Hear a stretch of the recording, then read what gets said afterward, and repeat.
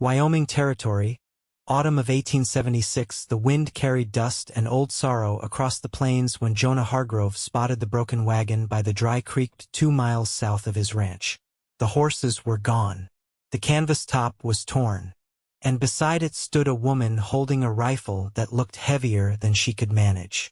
Her dress was dust-stained and sun-bleached, and behind her, 2 children sat close together, silent and wide-eyed. Jonah slowed his horse, boots brushing the stirrups as he took in the scene. He kept both hands loose at his sides. "I am not here for trouble," he called out. The woman's eyes stayed fixed on him, but she did not lower the rifle. Her voice was steady if tired. "Then keep riding." "I could, but your wheels busted clean through. And those kids look like they have not had a warm meal in days." The boy, maybe 8, leaned his head against his sister's shoulder. She looked a bit younger, her arms wrapped tight around her knees. The woman's shoulders dropped a little. "We had to trade the team for food back in Rawlins. Then the axle snapped yesterday." Jonah dismounted slowly, leading his horse by the reins. "Name's Jonah Hargrove. My land's just over that ridge. I can take you there. Just for the night. Kids could use rest." She hesitated, eyes flicking to her children. "I do not take charity," she said. "This ain't charity. It is one settler helping another." She lowered the rifle, though not by much. "Priscilla Carrigan. That's Jessie and the little one's June." Jonah nodded. "Well, Priscilla Carrigan, I have stew on the stove and beds that are not being used. You can leave in the morning or the next if you want. But right now, those kids look half-starved." She finally looked him in the eye. He saw it then, the kind of tired that went deeper than the body. The kind that settled in the soul after too many losses. He knew it because he had carried the same weight for years. "All right," she said quietly. "Just for the night." His ranch house was simple but solid, built with his own hands after the war. Priscilla said little on the ride, but Jessie clung to the saddle horn and June fell asleep against her mother's chest. Inside, the fire was warm and the stew thick with rabbit and potatoes. Jessie ate like he had not seen meat in a week, and Jonah made sure his bowl stayed full. June curled up under a quilt on the sofa and was asleep again before the dishes were cleared. Priscilla stood by the window, arms crossed, watching the wind stir the prairie. Jonah set an extra blanket on the back of the chair near her. "You can have the room down the hall. Door locks from the inside." She turned to face him. "Why are you doing this?" He paused. "Because I know what it is to lose everything. And because sometimes people just need a place to stop for a while." Her jaw tightened, and he saw the fight in her, the need to stay strong, even when there was nothing left to push against. "My husband died last spring," she said after a moment. "Fever took him quick.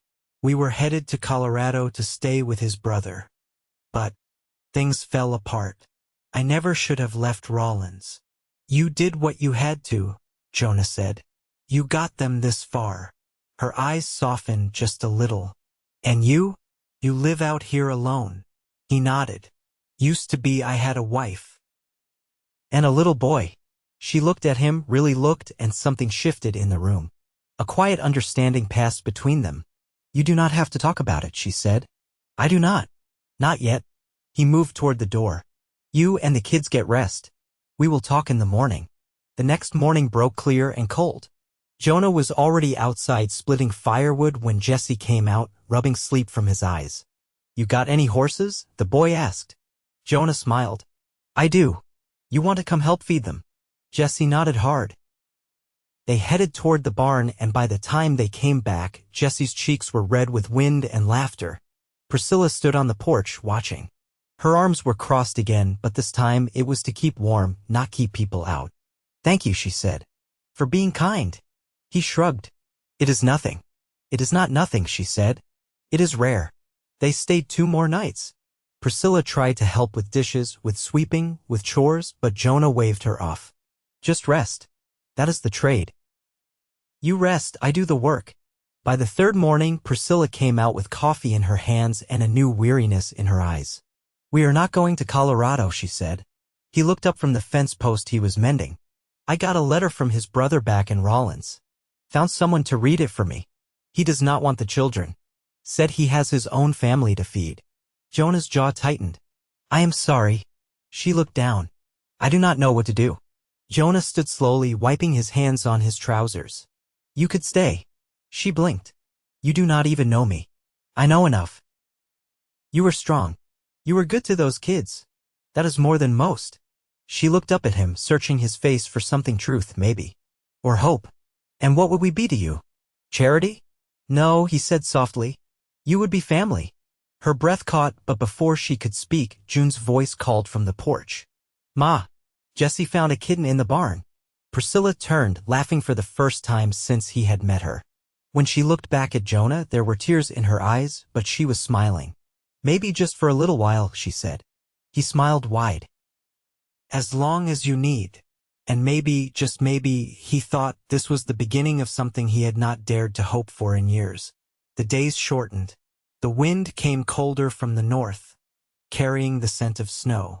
Jonah hitched the team to the wagon before light, and Priscilla spread lard on bread for Jesse and June, quiet in the early hush of morning. They'd begun a rhythm not planned, but solid.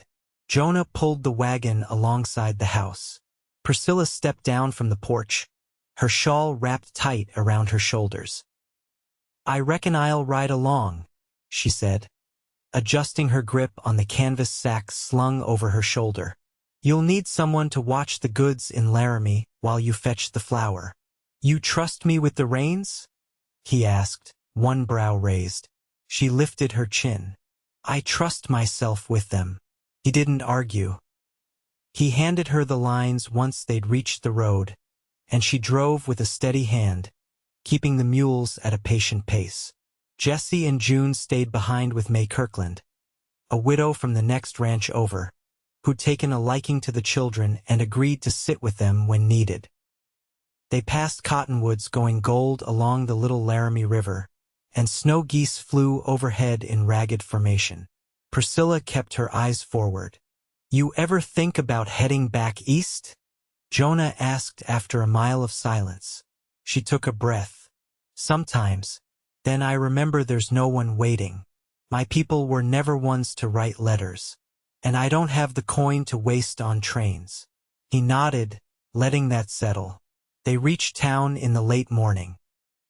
Jonah secured the wagon near the mercantile while Priscilla stepped into the dry goods store, her eyes already searching for the best measure of salt pork and lamp oil.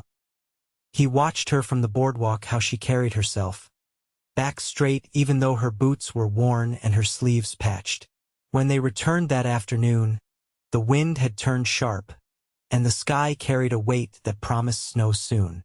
Jonah helped her carry the sacks inside, and she set to storing them without a word, hands quick and sure. Later, over supper, Jesse recounted how he'd helped May gather eggs and chase a loose hen back into the coop. June sat curled beside the hearth, humming to herself while she stitched a square of scrap cloth. Jonah leaned back in his chair, watching them, watching her. You were good with the bartering, he said, once the children had gone to bed. Saved us near $1. She folded the towel she'd used for drying dishes. I've had practice. When you've got 2 mouths to feed and no money, you learn how to stretch what little you have. He hesitated. I've got land enough to feed more than me. Always meant to build on the west side of the barn. Meant to, just never did. She met his eyes. You thinking of adding rooms? Thinking if you're here through winter, it'd be easier with more space. Wood stove doesn't heat well past the back hallway. She nodded once. If you're asking whether I plan to stay that long, I don't know yet. But I'd be willing to help with the building. He didn't smile exactly, but something softened in his face. Then we'll start tomorrow. I'll measure for beams in the morning. She lingered a moment, then reached into her pocket and held out a folded square of paper. Jesse drew this for you. Said it's the house and you and him with the horses. He took it carefully. The lines were crooked, the figures more suggestion than likeness, but under a charcoal sky, 3 stick shapes stood together and one held a rope trailing into what might have been a barn. He said it's 'cause you let him feed the dun mare. Jonah looked at the drawing, then at her. He's got a good heart. He does. But he doesn't give it away easy. He folded the drawing and slid it into the pocket of his vest. "Neither do I." She stood there a moment longer, then nodded and turned toward the hallway. Her steps were quiet, but steady. Jonah stayed at the table, the flame in the lamp burning low. He thought of the silence that used to fill the house, the space where laughter had once lived, and how now, at the end of each day, that silence felt a little less sharp. In the dark, he could still see the lines of Jesse's drawing. He let the image settle beside the ache that had lived in him for too long. Not replacing it, but easing it. Tomorrow he'd cut the first post for the new wall. And maybe, if she stayed long enough, she'd choose the color for the trim. By late November, the new room stood framed in pine, roofed in tin, and sealed against the wind with thick wool caulking Jonah had traded for at the mill.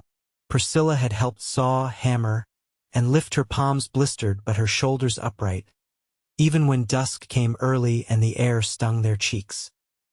Jesse liked to hand them nails one by one, his voice quiet as he counted, and June swept sawdust into neat piles with an old broom she'd claimed as hers. That evening, Jonah lit the lantern and hung it from the ceiling beam of the unfinished room. Priscilla stood near the hearth, her dress dusted with flour from baking biscuits, sleeves rolled high. She watched him mark a straight edge with his square. "You ever think of hiring help? A ranch hand or two come spring." He set the square down. "I've thought on it. Hard to find men who won't drink their pay or chase off come roundup. You'd have better luck if you built that bunkhouse you sketched." He looked up. "You remember that?" "I remember everything you draw on the backs of feed bills," she said, brushing her hands on her apron. "You've got near 400 head. You'll need hands if you mean to grow." He leaned against the post. "I used to think I'd build all this for my son. When he passed, I stopped looking ahead. Couldn't see past the next day." She didn't speak for a long moment. Then, "Jesse asks after you when you're not in the house. Wonders when you'll take him riding again. He doesn't do that with most men." Jonah folded the measuring line slowly. "I'm not trying to take the place of his father." "I know," she said. "That's why he trusts you." He moved toward the back wall where the window frame sat unfinished. The glass hadn't arrived yet from Cheyenne. He paused, hand resting on the sill. "Would you want your own key?" "To the front door." She blinked, then walked over, voice low. "That a way of asking if I plan to stay longer than the snow?" "It's a way of saying I'd like you to." Outside, the wind knocked against the eaves and the lantern flickered. She looked around the half-built room, then back at him. "I was 17 when I married. Thought I knew what love was. It was kind, but it wasn't. This." Jonah's hand tightened slightly around the sill. "This?" She nodded.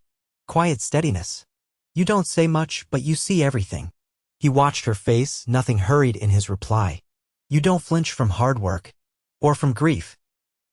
That's rare." She reached into her skirt pocket and pulled out a folded scrap of paper. It was smudged along the crease, the ink faded. She handed it to him. "My husband's brother wrote again. Said if I sent the children by train, he'd take them in after all. Said it'd be easier without me." Jonah unfolded the note and read it once, then twice. He handed it back without a word. "I'm not sending them anywhere," she said, voice level. "They're not freight. And I'm not leaving them behind." He stepped in close, his voice quiet. "You don't have to." Her eyes lifted. "I know." The lantern light caught in her hair, and for the first time he reached up, just once, to brush a strand from her cheek. She didn't move away. "I'll finish this room by end of next week," he said. "Then we can look toward the spring. Maybe build the bunkhouse together."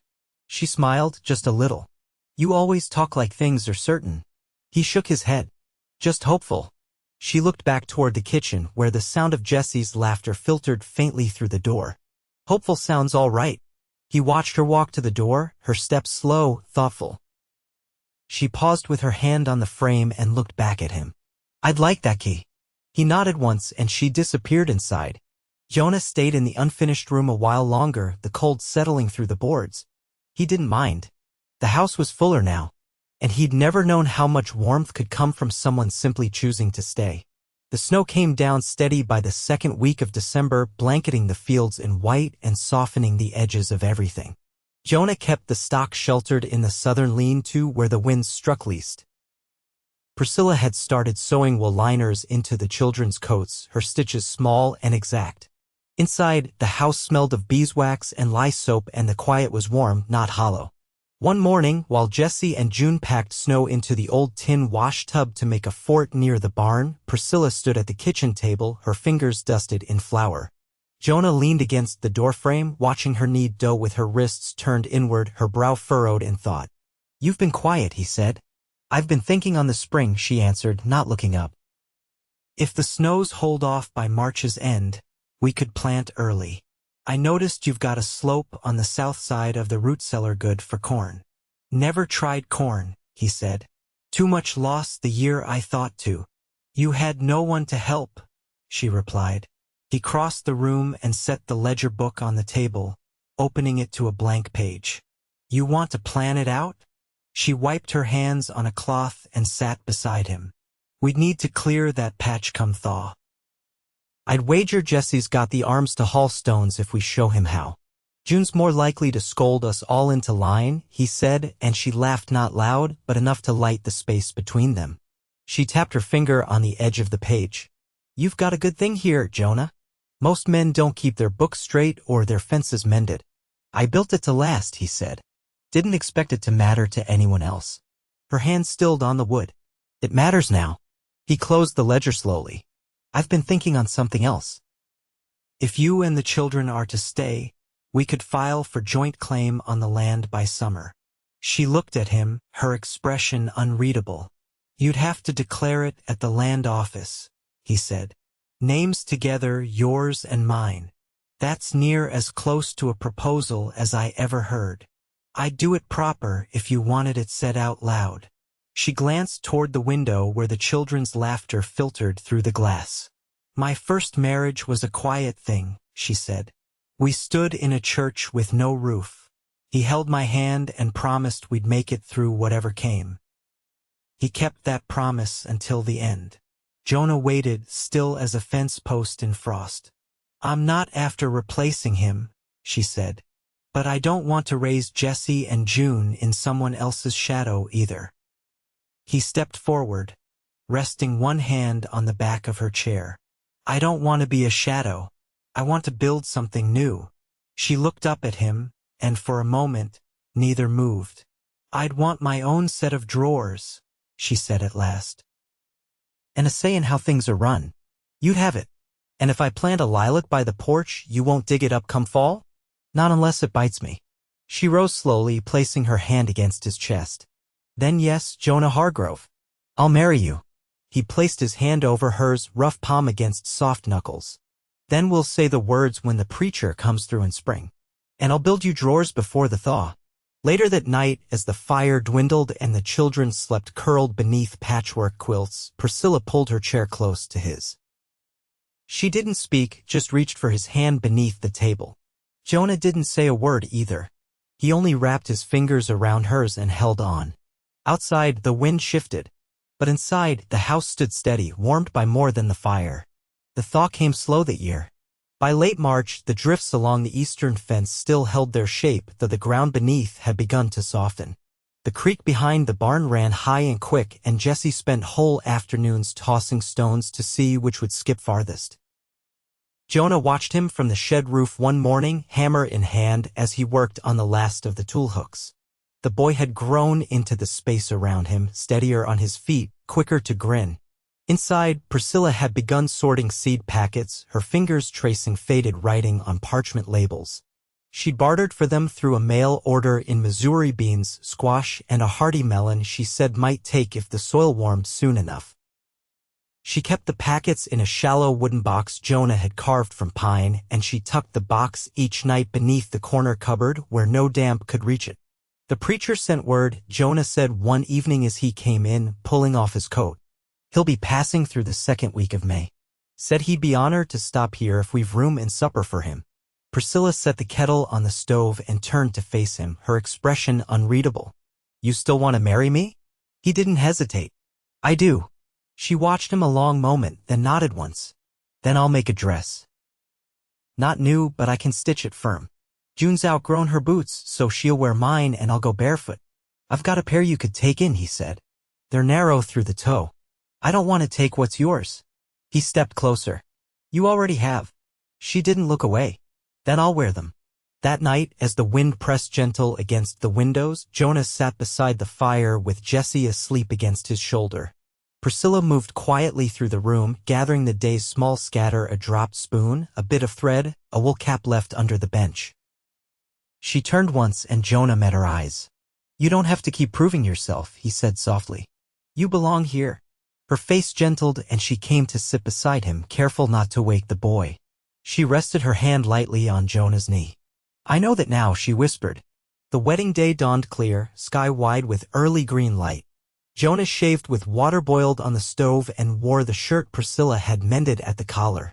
Jesse and June gathered wildflowers from along the creek, their boots soaked through by the time they returned, arms full of yellow blooms and purple thistle. The preacher tied the horses to the post and stepped inside with a clap of his hands, his coat smelling faintly of pipe smoke and saddle oil. They stood in the center of the main room where the stove gave off a steady warmth and the windows let in pale gold light. Priscilla wore her hair braided back, a ribbon from June's sewing box woven through. Jonah took her hands and said the words slow and sure. When she said his name, her voice didn't waver. They signed the paper on the table beside the breadboard and Jesse pressed the ink blotter firm so the letters wouldn't run.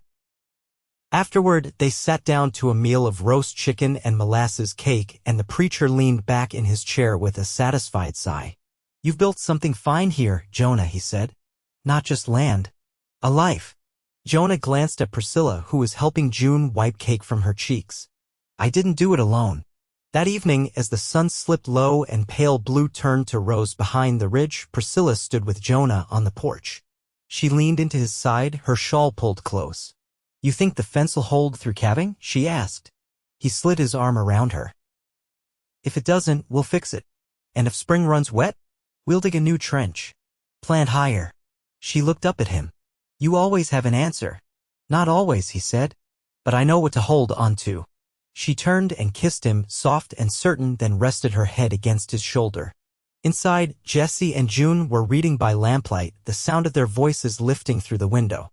The chickens had gone quiet in the coop and the fire burned low in the stove. Jonah kept his hand on the small of Priscilla's back, steady and warm. They stood there until the stars came out, until the wind stilled and the world felt like it belonged to them. Years later, the lilac bush bloomed beside the porch, thick with scent and bees. Jesse grew tall and strong, learning to break colts without cruelty. June kept the house full of color, her stitching hung in every room, and her laughter in every corner. Priscilla planted corn on the slope behind the root cellar, and it took. Jonah built the bunkhouse, then a second barn, and their land carried weight and life and memory. Each spring they walked the fence line hand in hand, boots sinking in soft earth, hearts full of the quiet knowing that nothing had been given, but everything had been earned. And they were never alone again.